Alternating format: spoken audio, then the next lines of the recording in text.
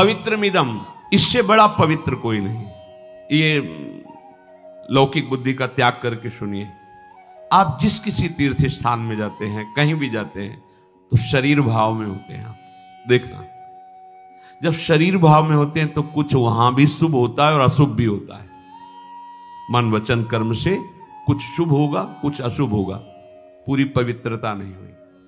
पर यह बात समझ जाएंगे तो जो अशुभ है, शरीर संसार, इससे ही राग हट जाए। इससे बड़ा कोई स्नान नहीं। कहते हैं कि प्रेम गंगा में स्नान करने के बाद फिर कहीं स्नान करना बाकी नहीं रह जाता।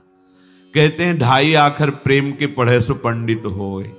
अगर 2.5 अक्षर प्रेम को पढ़ लिया तो इससे बड़ा फिर कोई शास्त्र नहीं है। भगवान कह रहे हैं इस विद्या को ये जान गए तो और किसी विद्या की आवश्यकता नहीं, तुम परम पवित्र हो गए। पापी से पापी, दुराचारी से भी दुराचारी बहुत जल्दी महात्मा बन जाएगा और शाश्वत शांति को प्राप्त हो जाएगा। ना ही ज्ञान सदसम पवित्र में ही विद्यते। जब तक ज्ञान नहीं होता तब तक पवित्रता टिकती नहीं है। एक महात्मा जी थे, जब तक सत्संग नहीं मिलता तब तक शुद्ध प्रकाश नहीं होता ज्ञान का। जो जहां होता है वहीं मान्यता मान के बैठ जाता है। तो उन्होंने गंगा स्नान का फल पढ़ा था। सैकड़ों यज्ञों का फल होता है गंगा स्नान में, क्योंकि भगवान का चरणोदक है, मूर्तिमान पवित्रता है, ब्रह्म द्रव है, ब्रह्म कमंडल में विराजमान ब्रह्मद्रव भगवत चरणामृत, बड़ी महिमा है। स्नान की तो बात जाने दो। गंगा गंगा यो ब्रूयात योजना नाम सतैरपि। अगर 400 कोस दूर से भी कोई गंगा गंगा गंगा, तो उसके पाप नष्ट हो जाते, क्योंकि गंगा जी है ही ऐसे।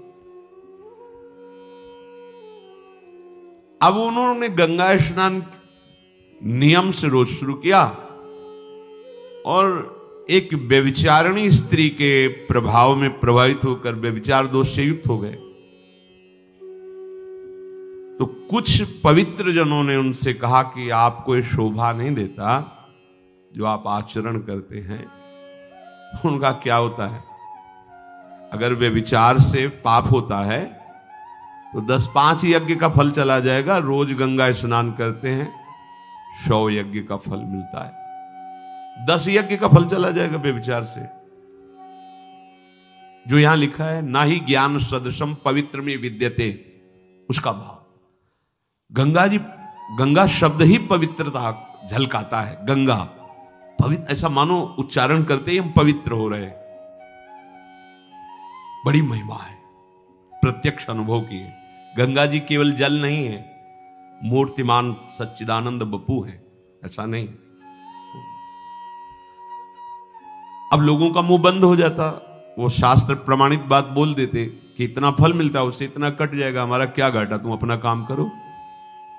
गंगा जी ने सोचा है तो महिमा को दूषित कर रहा है, तो एक बालिका रूप में एक श्वेत वस्त्र लेकर गंगा जल में डुबोती और फिर वहीं बालू में रगड़ती ऐसे ऐसे, फिर गंगा में डुबोती, फिर बालू। महात्मा गए, बोले जा जा लाली, धुल गया तू जा। किस दूर ऐसे, बहुत दूर थो, तेरी बात समझ में नहीं आई, हम स्नान करना चाहे, जा तू यहां से। तो उनका ये धूर्तता तो आप में है, तेरे को बात समझ में नहीं आई जो मैं कर रही हूं। उस समय कपड़ा गंदा ही था, तेरी ये स्थिति है, तू जो बखान करता घूम रहा है कि 100 यज्ञों का फल होता है, 10-5 यज्ञों का फल चला जाएगा, कुछ नहीं, क्योंकि तू शास्त्र विरुद्ध आचरण कर रहा है। अरे देहाभिमानी, गंगा को देह में डुबोता है लेकिन फिर जाकर के मलिन आचरण करता है, ये तेरी साधुता है। तुरंत चरणों में गिरे, अंतर्ध्यान हो गई। उसी दिन से कान पकड़ा और अपने नियम से चले, संयम से चले। तो चाहे जो तीर्थ अवगाहन कर लो, चाहे जितना आप दान पुण्य कर लो, यदि तुम्हें विवेक नहीं हुआ, भक्ति नहीं हुई, ज्ञान नहीं हुआ, तो अपवित्रता बनी रहती है। क्योंकि समझता मैं बहुत दान पुण्य करता हूं, तो थोड़ा बड़ा गंदा काम करूंगा तो कट जाएगा, खत्म हो जाएगा। ऐसा नहीं है। अगर बम्बूल बोओगे एक पेड़ और 100 पेड़ आम के बोओगे तो बम्बूल अपने कांटे फैलाएगा, 100 पेड़ों में फल मिलेगा। ऐसा नहीं कि तुम आम बो दोगे तो बम्बूल नष्ट हो जाएगा, ऐसा नहीं। आप अगर अशुभ कर्म कर रहे हैं तो उनको भोगना पड़ेगा, शुभ कर्म कर रहे हैं तो उनको भोगना पड़ेगा। और भगवान की शरण में होकर भजन कर रहे हैं तो दोनों को नहीं। अब ये त्रिगुणातीत भजन है, ये शुभ अशुभ से ऊपर है। इसलिए वास्तविक पवित्रता का स्वरूप है ये ज्ञान हो जाना। क्या इंद्रियजन्य भोगों को जो भोगा जाता है नारकी गति है। अलम विषय वार्तया नरक कोटि बीभत्सया, महाप्रभु कह रहे हैं, पर फंसे वही हैं। सत्संग सुनने के बाद, साधन करने के बाद जब एकांत बैठोगे तो बुद्धि तुम्हें दिखाएगी कि भोगों में सुख है। बस उसी समय उसको वापस करके गुरुजनों के वचनों में लगाना है। सुख तो प्रियालाल की रूप माधुरी में है, प्रियालाल के नाम गुण में है। तो यहां श्री भगवान कह रहे हैं, जो मेरे नाम का निरंतर जप करता है, मेरे रूप का ध्यान करता है, मेरी लीलाओं का गायन और श्रवण करता है, मेरे धाम और का वास और आश्रय लेता है, मेरा स्मरण करता है, मेरा कीर्तन करता है, मेरे नाम का जप अनुष्ठान करता है, उससे पवित्र त्रिभुवन में कोई नहीं है। कहीं भागने की जरूरत नहीं। कबीरदास जी ने यही नाम की जय घोष करके कहा था, यदि काशी में मरने से सबको मोक्ष मिलता है तो मैं नहीं मरूंगा काशी में, मगहर की पार्टी में मरूंगा। राम राम जीवन भर जपा है तो मैं अन्य किसी प्रभाव से मुक्त होना नहीं चाहता, मैं उसी नाम से मुक्त होऊंगा। सबसे बड़ा पवित्र और मोक्ष धाम, प्रेम धाम भगवान का नाम है। आप जहां कहीं भी, मान लीजिए इससे बड़ा कोई चमत्कार नहीं, आप करके देख लीजिए। जीवन में कई बार ऐसी समस्याओं को देखा है कि यदि नाम ना बचावे तो गया, शरीर गया, भाव गया, उपासना गई। माया के ऐसे थोड़ी खेल हैं, एक क्षण में एक दांव फेंकेगी, धोबिया पछाड़ छाचित गिरोगे। पुरानी खिलाड़ी है, कोई नई नहीं है, भगवान की शक्ति से संपन्न है वो। एकमात्र भगवान के नाम ने जीवन में बचाया है। जहां नाम पुकारा चमत्कार प्रकट हो गया भगवान का, समस्या ध्वंस हो गई। बड़ी बड़ी समस्याओं को देखा है। नाम जैसा कोई पवित्र नहीं। नाम जापक जहां बैठ जाता है वहां की रज परम पावन हो जाती है। मान लो भैया, इसमें कोई पैसा नहीं लगता, इसमें कोई धोखा नहीं। एक बार बोला कृष्ण, एक बार बोला राधा, ये भगवान के पास जमा हो गया। इसका हिसाब अमोघ होगा, ये कभी नष्ट नहीं होगा। जैसे कहा तुम ये पाप कर दिए, तुम्हारा सारा भजन नष्ट हो गया, वो डरने के लिए कहा जाता है कि तुम डरो। सारा भजन नष्ट हो जाने का मतलब अब तुम्हारी भजन में रुचि नहीं रहेगी, पर अभी तक जो भजन किया है वो जमा हो गया। भजन अविनाशी है, भजन कभी नष्ट नहीं होता, ध्यान रखना। एक बार राधा का ये कभी नष्ट नहीं होगा। जैसे कुछ लोग कहते हैं कि मन नहीं लगता और हम भजन करते हैं तो क्या उसका फल मिलेगा? पक्का मिलेगा। मन न लगाओ, आग को छू लो तो जल जाओगे ना। बिना मन, बेमन के तुम जहर पियो तो मर जाओगे ना। तो बिना मन के भी तुम राधा राधा बोलोगे तो श्री जी की प्राप्ति हो जाएगी। विश्वास करो, ये मार्ग भक्ति और विश्वास का है। बिना मन लगाए यदि तुम राधा राधा बोलोगे तो कहीं तो विश्वास करना पड़ेगा। डॉक्टर की बात पे विश्वास कर लेते हो तो संतों की बात पे विश्वास कर लो। हमारा हृदय कहता है, छाती कहती है कि यदि तुम राधा राधा बोलोगे तो श्री जी के चरणों तक तुम पहुंच जाओगे, तुम्हें कोई नहीं रोक पाएगा। कितना जपोगे ये हम नहीं बोलते, ये तो जितनी श्वासें हमें सब समर्पित करना है, पर तुम जितना भी जप पा रहे हो वो पूरा का पूरा ऐसे बैंक में जमा हो रहा है जहां काल का प्रवेश नहीं, कालातीत बैंक। वो तुम्हें ऐसे उठाएगी कि चमकोगे, त्रिभुवन तुम्हें नमस्कार करेगा। पर विश्वास करके दीर्घ काल तक ये महीना 2 महीना 4 महीना ऐसे चिल्लाने लगते हो, 4 महीना हो गए कुछ हुआ नहीं, तो तुम्हें पता है असंख्यों जन्म तुम्हारे हो गए, करोड़ 2 करोड़ अरब नहीं, और उनमें सब अशुभ शुभ यही कर्म होते रहे। आज नाम शुरू किया है, वो सब भस्म होगा उसके प्रभाव। नाम तो जमा हो रहा है, उसका प्रभाव आपके शुभ अशुभ को भस्म कर रहा है। इसलिए भगवान कहते हैं जो मेरा नाम कीर्तन करता है, नाम जप करता है, रूप का ध्यान करता है, बड़ी सुविधा कर दी प्रभु ने।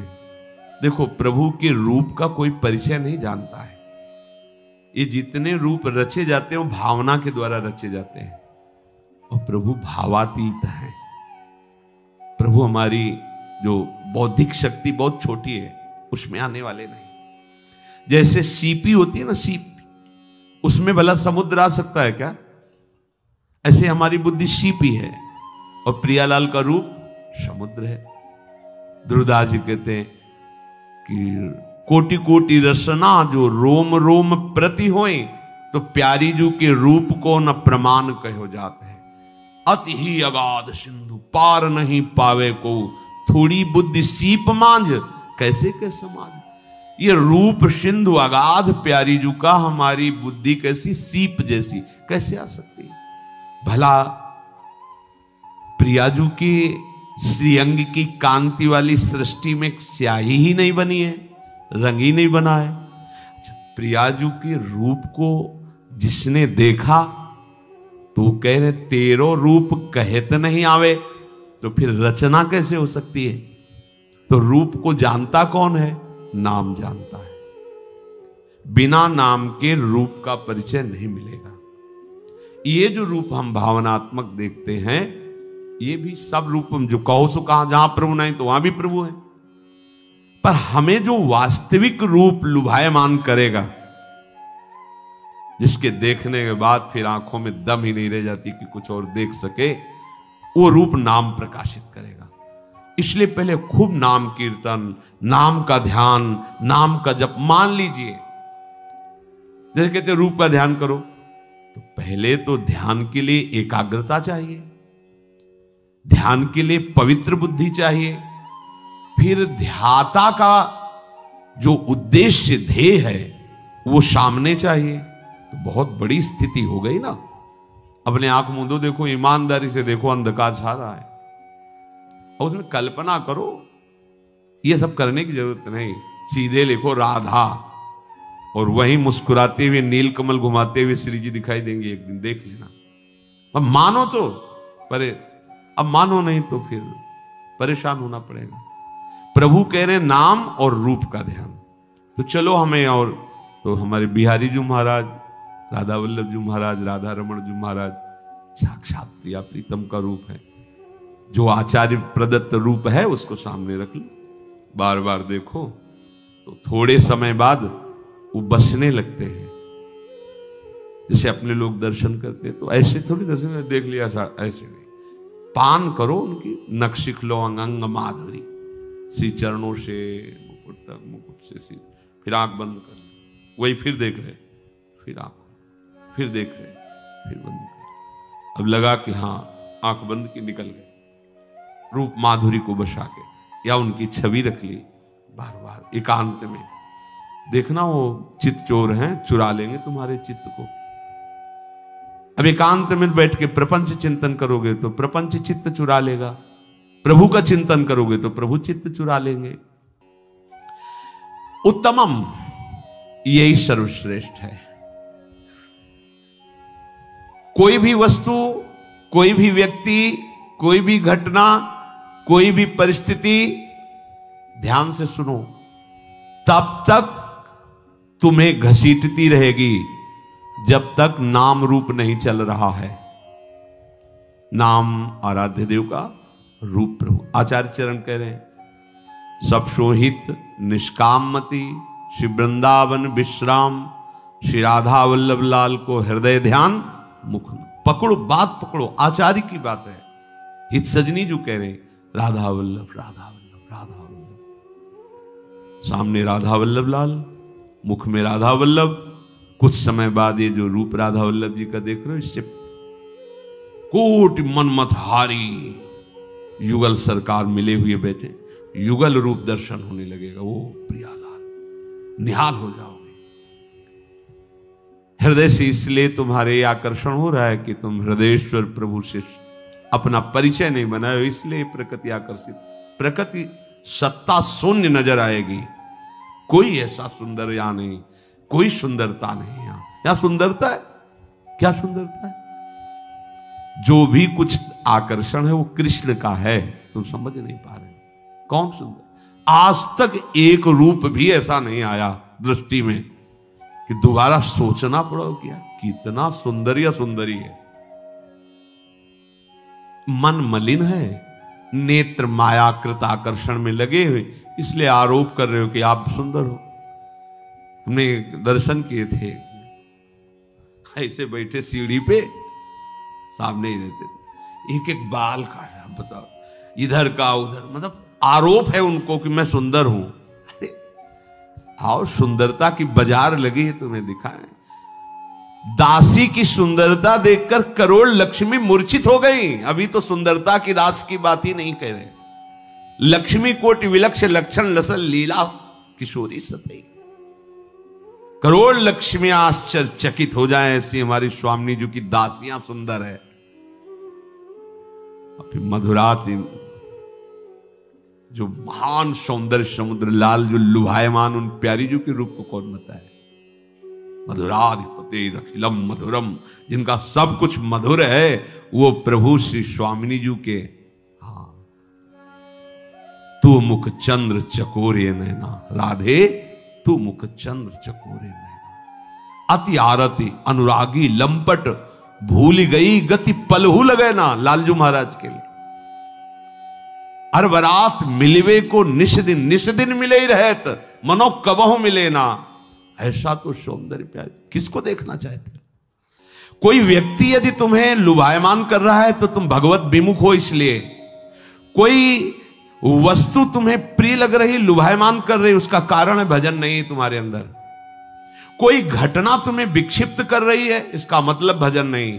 कोई परिस्थिति तुम्हें प्रभावित कर रही, इसका मतलब हरि भरोसा नहीं। कोई भी वस्तु, व्यक्ति, स्थान, घटना, परिस्थिति तुम्हें प्रभावित नहीं कर सकती। मुस्कुरा के निकलोगे, ये हरि शरणागत का बल होता है।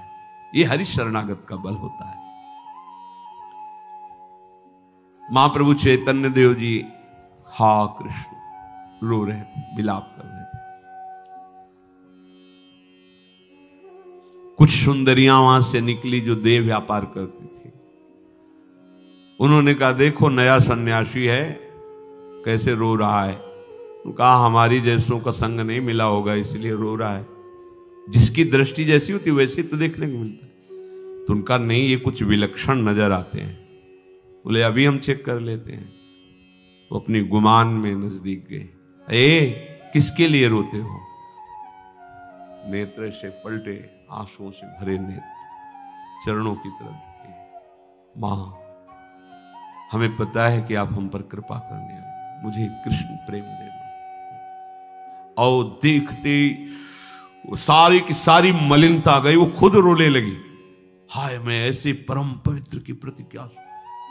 उनकी दृष्टि में कोई सुंदर, उनकी दृष्टि में कोई आकर्षण, जहां कृष्ण प्रेम का रंग चढ़ता है उसे कोई प्रभावित कर सके। कोई व्यक्ति, वस्तु, घटना, परिस्थिति उसे डिगा सके नहीं। इसीलिए गुह्यतम बात है, एकमात्र प्रभु का आश्रय लो, हृदय से आश्रय लो, और नाम न छूटने पावे। कोई तुम्हें परास्त नहीं कर सकता। परास्त होते हुए भी विजय श्री तुम्हें मिलेगी। दोनों बातें समझो। कोई तुम्हें परास्त नहीं कर सकता, और परास्त होते हुए भी विजय श्री तुम्ही को मिलेगी। अब इस बात के रहस्य को समझने के लिए भजन करोगे तो समझ में आ जाएगा। प्रत्यक्षावगमम, इसका फल प्रत्यक्ष होता है, भविष्य में नहीं। जो उपासक, ध्यान दीजिए, प्रभु का आश्रय लेकर प्रभु का भजन करता है, जितना दृढ़ आश्रय होगा उतनी विलक्षणता उसको अनुभव में आने लगेगी। यदि आपको नहीं आ रही तो अभी आप भगवद आश्रित नहीं है। देख लीजिए, अंदर ढूंढ लीजिए, थोड़ा भी कोई बल होगा तो ये बल प्रकाशित है, और जब ये बल प्रकाशित होगा तो चमत्कार हो जाएगा। क्या होता है कि जैसे आप हमसे 20 साल पहले मिले,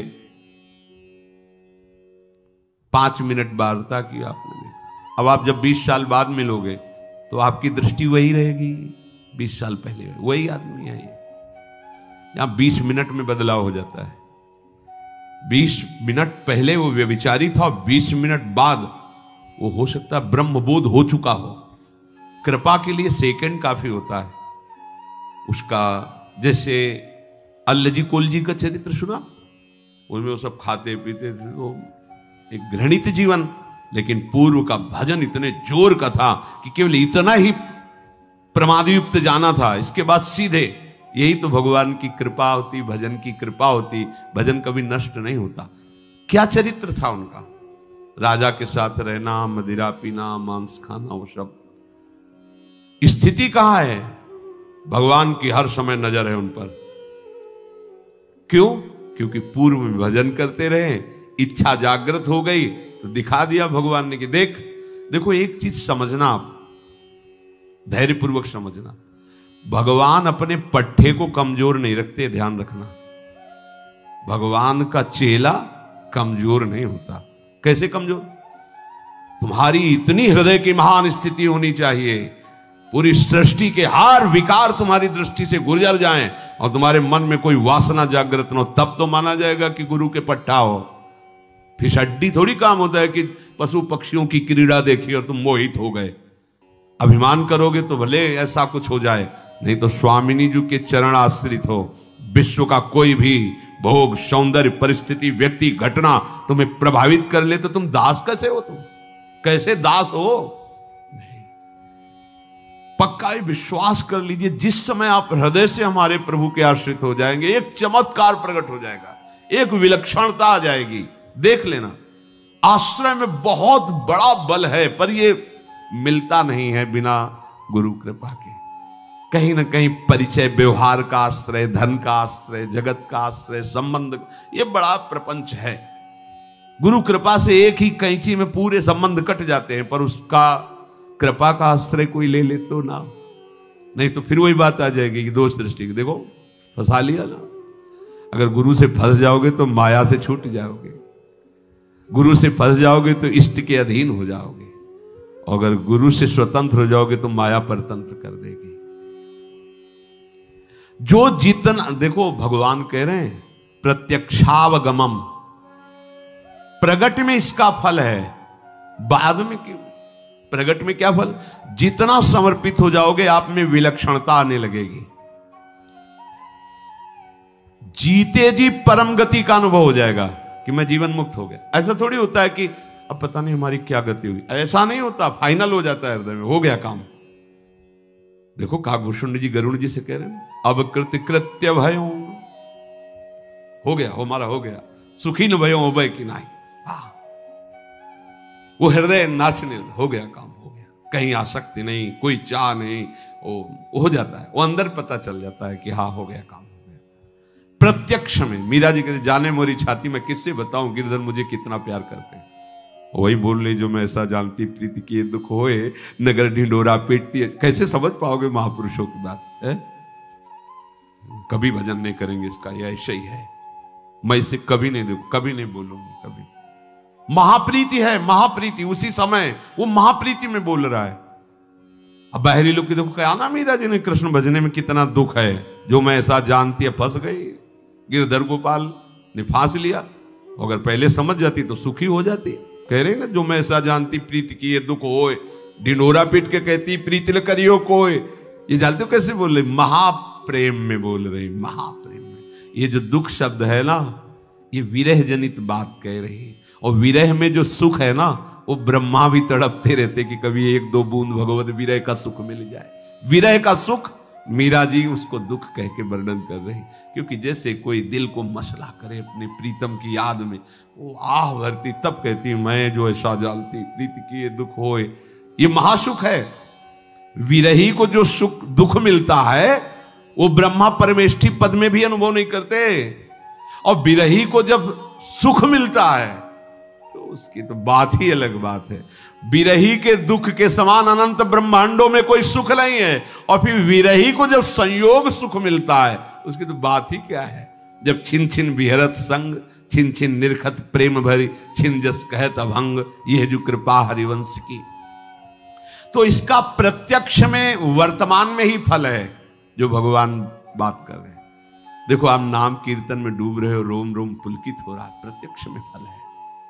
प्रभु के भरोसे हो, किसी का सहारा नहीं, प्रत्यक्ष फल मिल रहा है। आप देखो क्षण क्षण में व्यवस्था होती, क्षण क्षण में व्यवस्था होती। अगले क्षण में जो होना है तुम्हें पता नहीं है, वो व्यवस्था अगले क्षण की पहले कर चुका है। अब तुम जो ही सोचोगे कि अब क्या होगा, तो हो गया, तो वो तुम सोचे अब हो, व्यवस्था पहले हो गई है। इतने वो कृपालु है। प्रत्यक्ष में लोक परलोक गति मुक्ति जो चाहोगे सब धर्मम, और ये परम धर्ममय है। धर्मम का तभी अनुभव होता है जो धर्म अमृत है, जब त्यज लोक धर्मान। जो लोक धर्मों में फंसे हुए हैं वो इस परम धर्म को नहीं जानते। जो परम धर्म को जानते हो लोक धर्म को भी जानते हैं। जो प्रभु को जानते हो संसार को भी जानते हैं। जो प्रभु को नहीं जानते, ना संसार को जानते हैं, ना अपने को जानते हैं, ना प्रभु को जानते हैं, भूल भलैया में भटक रहे हैं। ये निष्काम भाव पूर्वक जितना भगवत शरणागति हृदय में उतरेगी, उतना ही ये धर्मामृत आपके हृदय में जागृत हो जाएगा। भगवत प्राप्ति के लिए जितने भी साधन कहे गए हैं वो धर्मामृत ही हैं, पर बहुत जन्म वाले भी साधन है, और ये सीधा भगवत प्राप्ति का साधन है। गोस्वामी जी ने बहुत अनुभव करके कहा है, बिगड़ी जन्म अनेक की अब ही सुधरे आज। साधना शब्द की बात नहीं कही। भला आज अभी के हम कर लेंगे कि हमारी अनेक जन्मों की सुधर जाएगी, तो कह रहे हैं हो ही राम को। पहली बार हमारे माई श्यामा जी, हमारी महारानी बिगड़ी खत्म बन गई। अब समय कैसे व्यतीत करें, जितने दिन जीवित रहे, नाम जप, राधा राधा राधा। ताजी कुसमाज, जो दुष्ट जन है, भगवत विमुख जन है, ऐसे लोगों का संग मत करो। गंदी बात, गंदा भोजन, गंदा आचरण, इनका त्याग करो। गोस्वामी जी बहुत क्रम से वर्णन कर रहे हैं। प्रायः लोग क्या शिक्षा देते, पहले इनका त्याग करो, फिर भजन करो, और फिर भगवान से अपनापन करो। अनेक जन्म, अनेक जन्म। इसी जन्म में अभी काम बनाना है तो हम श्री जी के, तुम्हारा काम हो गया, तो अभी तो जीवित हैं, नाम जप करो, कभी कोई बुरा आचरण मत करना। और ये काम इससे होता है कि हम महारानी जी के हैं, हम तो लाडली जी के हैं, भाई अब हमसे कुछ बने ना बने, हमारी तो श्री जी हैं, हो गया काम। यही होना चाहिए, अंदर बैठा रहना चाहिए, यही ये बल रहना चाहिए। साधन हो रहे उनकी कृपा से, हमें उनको फल की चाह की नहीं। हमारा काम लाडली जी से बनेगा, साधन से नहीं। कल पैर टूट जाए, परिक्रमा बंद, हाथ टूट जाए, माला जब बंद, कैंसर हो जाए, किडनी फेल हो जाए, तो चिंतन खत्म, उसी का चिंतन होगा। फिर अगर महारानी जी का बल है तो हमने साधन बल लिया ही नहीं था कि साधना से भगवत प्राप्ति होगी, हमने तो महारानी जी का बल लिया था। तो सब नष्ट हो जाए तो भी हमें श्री जी मिलेंगी। ये खास बात अंदर की है, श्री जी का भरोसा। ये हम ऐसे नहीं कह रहे कि साधन वादन किया नहीं और ऐसे ही पढ़ पुढ़ के बोल रहे हैं। भगवत कृपा से दोनों पक्षों को देखा है खूब, तब हमें बात तुम्हें कह रहे हैं। जहां बात कर रहे हैं यहीं बैठ जाओ, आगे निकल चलो, पीछे से दौड़ने की जरूरत नहीं। ट्रेन जिस स्टेशन में खड़ी यहीं से बैठो।